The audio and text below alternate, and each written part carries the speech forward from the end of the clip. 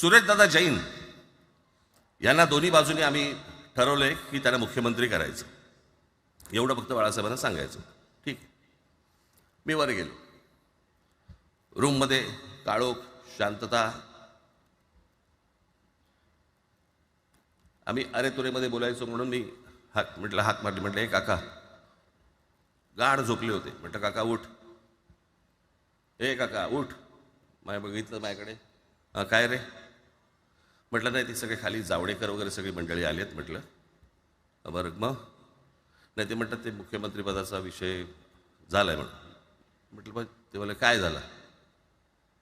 ते म्हणाले सुरेशदादा जैन यांना मुख्यमंत्रीपदासाठी दोन्ही जणांनी सांगितलं की करायचं म्हणून. असं माझ्याकडे बघितलं त्यांनी.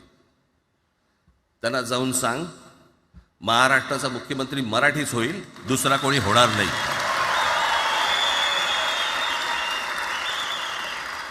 मराठी या एका विषयासाठी मला तिकडे कळलं की या माणसाने सत्तेवर लाथ मारली.